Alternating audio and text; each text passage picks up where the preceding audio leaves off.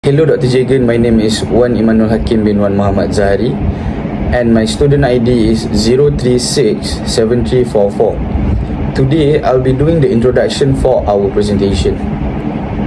First of all, thank you for being here today. We are gathered to explore a fundamental feature of democratic society, the right to vote.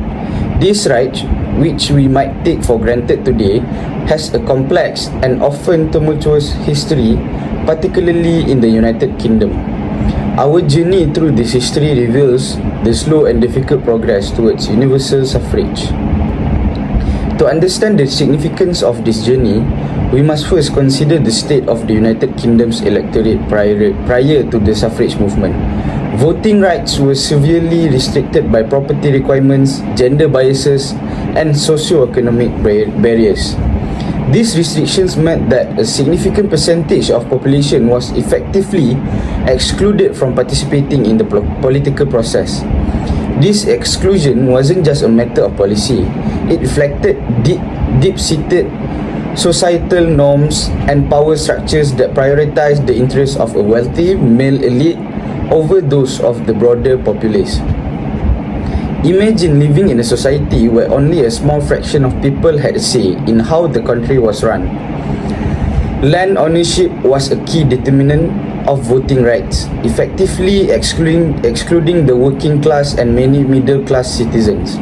Women, regardless of their social standing or contributions to society, were universally barred from voting. This exclusion fostered a political environment where decisions were made by and for a narrow segment of society, reinforcing existing inequalities and stifling broader societal progress. Today, we will delve into the various elements that sparked the campaign for electoral reform in the UK. We will explore key statutes and crucial case law that challenge the status quo and pave the way for inclusive voting rights. For instance, the Reform Act 1832, which began the process by extending voting rights to more men. Though it still excluded many, including women and the working class, this act was just the beginning of a long series of legislative changes aimed at broadening the electorate. Following this, we will examine the major legislative milestones that led to the inclusive voting rights we have today. The Second Reform Act of 1867 and the Representation of the People Act of 1884 further expanded the electorate, gradually dismantling the property requirements and eventually granting the vote to women in stages through the early 20th century. These acts were significant steps forward, each representing hard-won victories by reformers who tirelessly campaigned for a more democratic society. Furthermore, our discussion would be incomplete without a comparative analysis of the United States suffrage movement. While the UK and the US have distinct historical contexts, their paths toward universal suffrage share notable similarities, particularly in the legal challenges and societal resistance reformers face. Both movements were marked by persistent advocacy and gradual legislative changes that ultimately expanded voting rights to previously excluded groups. Understanding these parallels helps us appreciate the universal struggle for equal representation and the shared values that underpin democratic societies.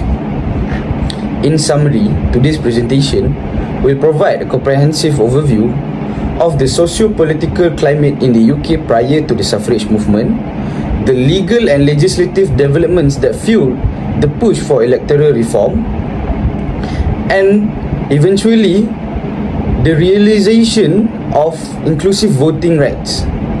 By also examining the US suffrage movement, we will gain a broader perspective on the global struggle for voting rights and the enduring quest for democratic equality. Thank you for joining us on this exploration of the right to vote, a right that is fundamental to the functioning of democratic societies and a testament to the power of the persistent. collective effort to achieve social justice.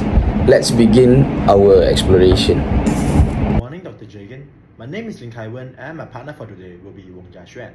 Today, we'll be discussing the significant legal changes in the United Kingdom that led to the right to vote for all citizens. I will cover the early reforms in the 19th century and the women's suffrage movement, while Jia Xuan will discuss the key legislative milestones and further reforms in the modern era. I'll start off with the early reforms. The journey towards universal suffrage in the United Kingdom began with gradual legislative changes aimed at increasing the electorates.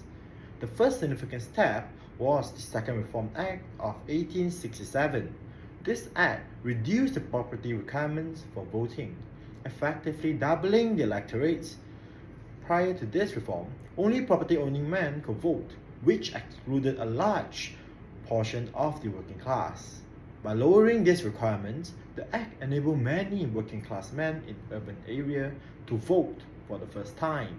This was a revolutionary change, increasing the numbers of eligible voters to nearly 1 in 3 men. The impact of the Second Reform Act was also profound. It not only expanded the electorate, but also began to shift political power towards the working class.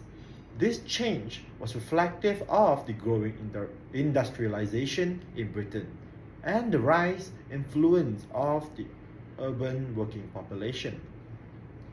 Following this, the Third Reform Act of 1884 and the Redistribution Act of 1885 further advanced voting rights.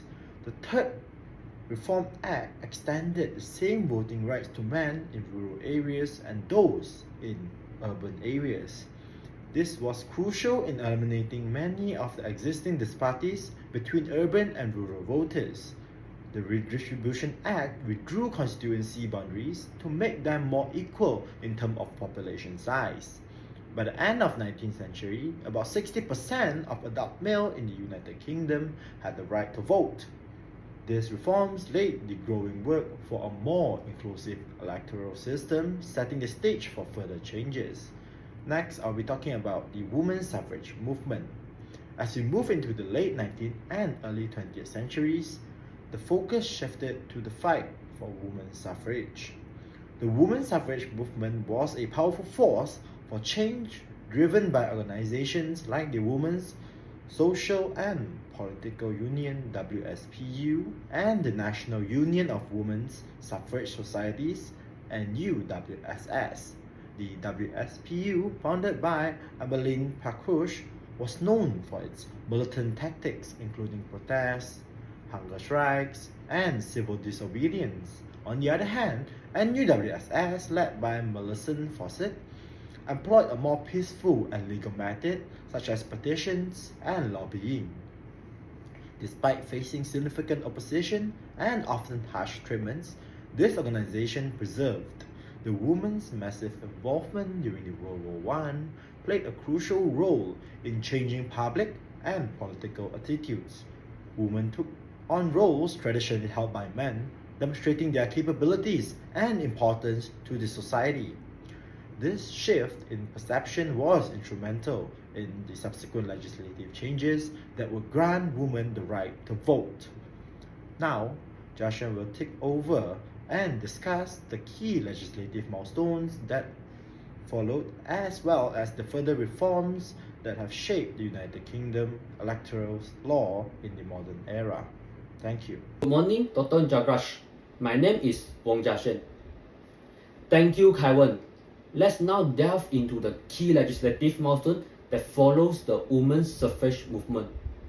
One of the most significant reforms was the Representation of the People Act of 1918. This act was a monumental step forward as it granted voting right to all men over the age of 21 and to women over the age of 30 who met the minimum property requirements.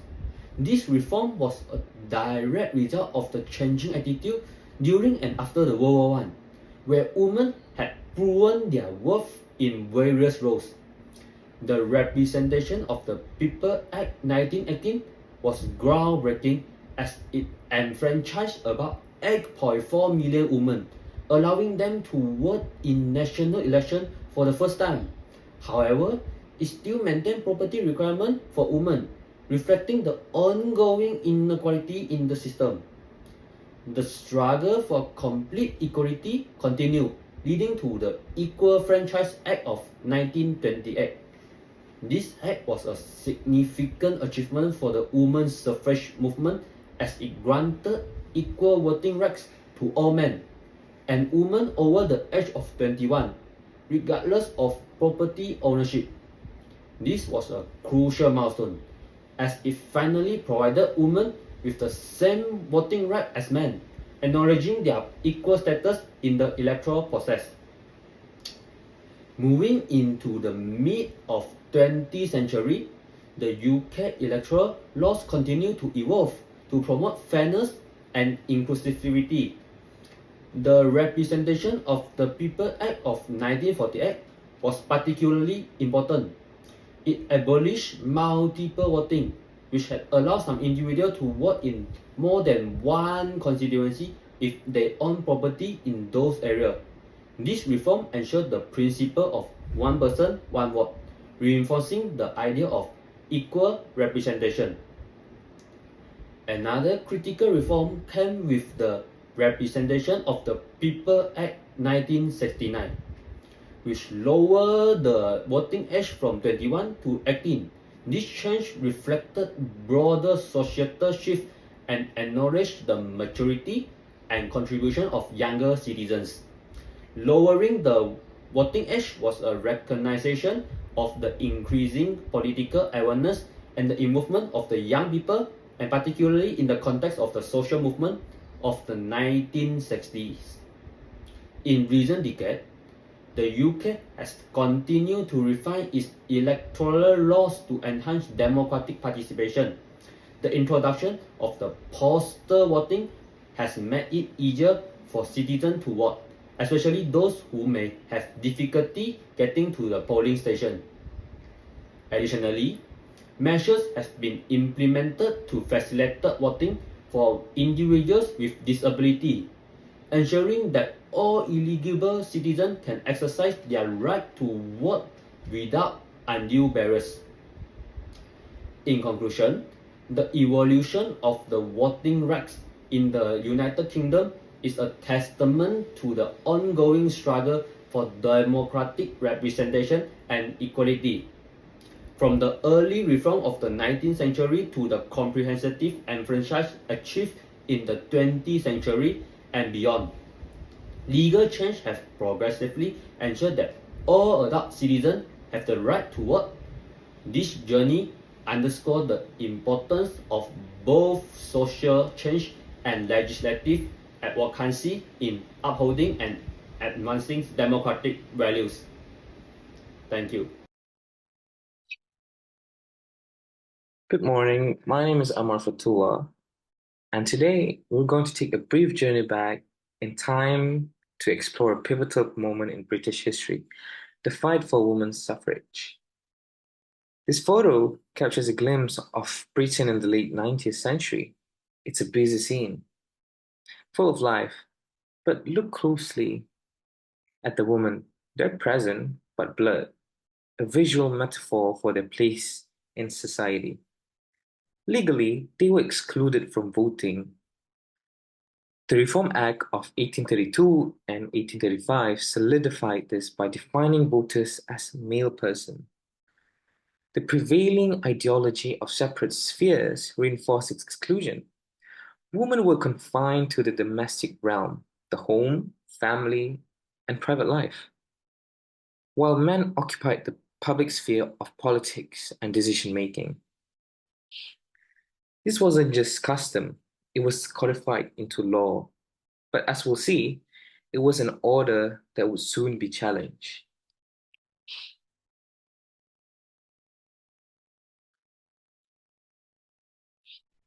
The late 19th century saw the rise of a powerful movement that would change everything. Women from all walks of life began to organize and demand a voice in their government. These suffragettes were bold and determined. but held rallies, marches, and protests, and even engaged in acts of civil disobedience. Their motto was simple but powerful: deeds, not words. The fight was long and hard, but their efforts gradually bore fruit. Milestones were achieved, inching closer to the ultimate goal of equal voting rights with men.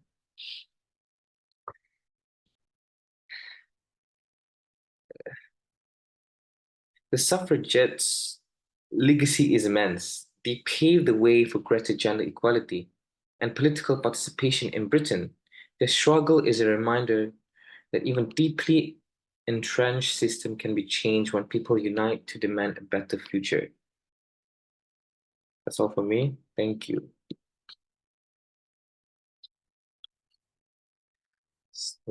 My name is Samuel Wong Guojin, and today I'm going to talk about the factors that lead to the suffrage movement.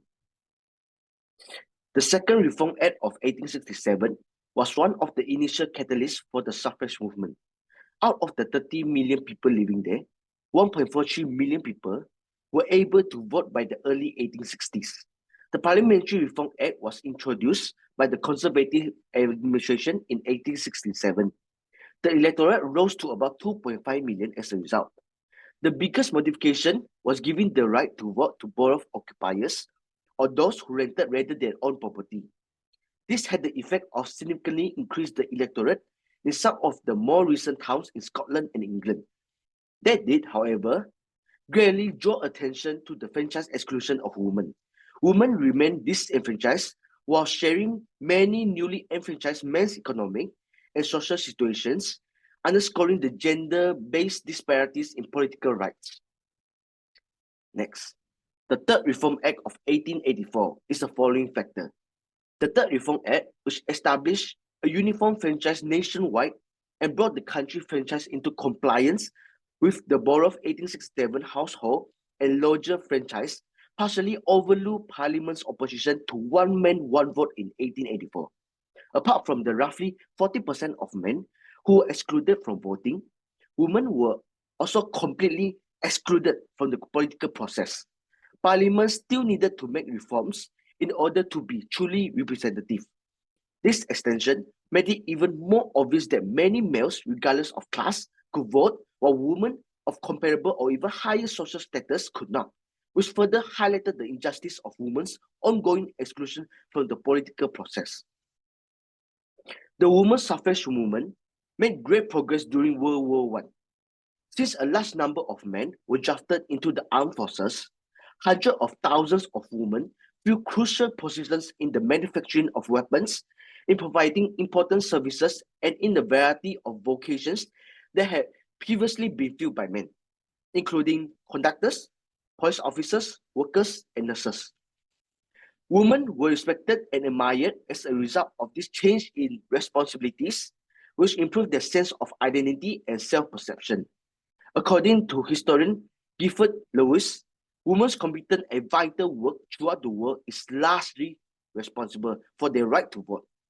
Women had long made substantial contributions to business and industry, but until the war brought attention to the strategy and financial significance, they had little political recognition. The war effort changed public opinion in favor of women's suffrage by demonstrating that women could fill roles that have historically been filled by men. Women's wartime service produced a strong argument that led many people to support women's voting rights. Significant social and legal obstacles to women's suffrage were expected in the Charlton and Links 1868 case, which brought attention to the exclusion of women from voting in Britain.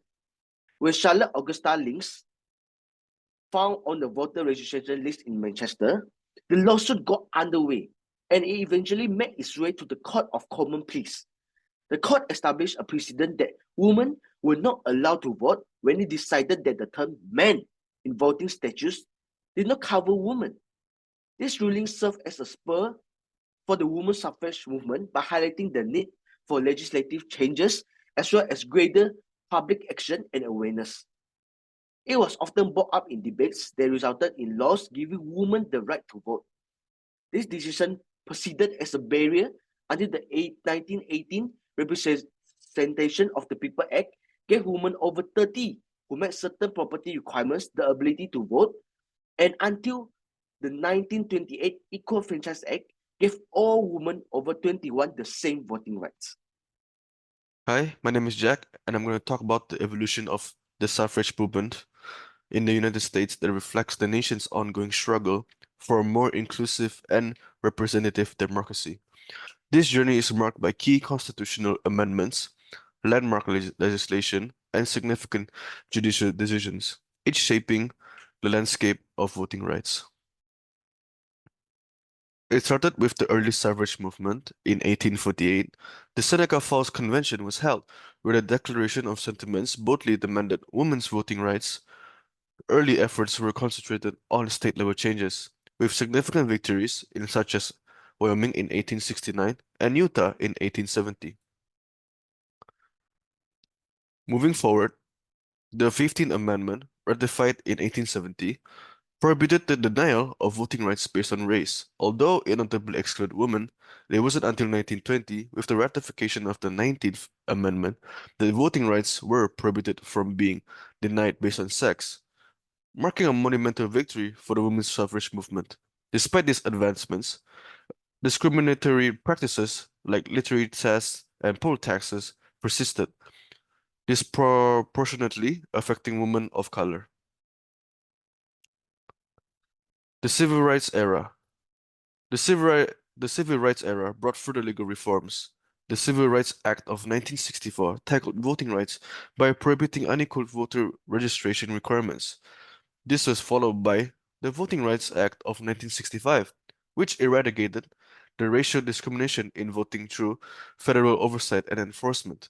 Additionally, the 24th Amendment, ratified in 1964, abolished poll taxes in federal elections. In more recent history, the 26th Amendment, ratified in 1971, lowered the voting age to 18, expanding the electorate significantly. However, contemporary challenges to voting rights persist. The Supreme Court's decision in Shelby County and Holder in 2013 weakened the Voting Rights Act by removing federal oversight in certain jurisdictions. Furthermore, strict voter ID laws, partisan gerrymandering, and the disfranchisement of individuals with felony convictions continue to spark legal and political debate.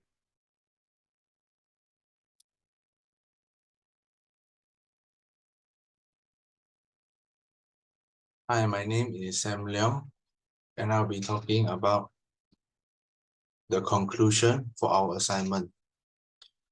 The evolution of voting rights in the United Kingdom is evidence for an ongoing struggle for democratic representation and equality. Thus, the journey to universal suffrage in the UK is a testament to the relentless pursuit of democratic equality. Initially, voting rights were only confined to the affluent and influential. This excludes the working class and women.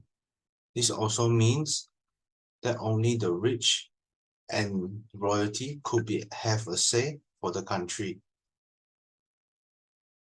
This helps form the 19th century reforms, notably the Second Reform Act of 1867 and the Third Reform Act of 1884. This began to widen the electorate, but women still remain disenfranchised. They still don't have a say.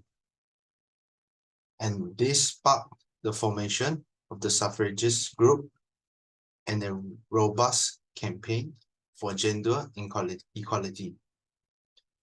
The Representation of the People Act 1918 marked a significant victory, extending voting rights to women. Similarly, in the United States, the ratification of the 19th Amendment in 1920 was a landmark achievement for women's suffrage. Both nations' legal evolutions underscore the importance of civic participation and equal rights. This has made the suffrage movement's legacy to continue to inspire the ongoing efforts towards social justice and inclusive democracy.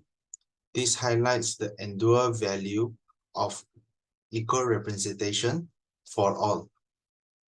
Thank you.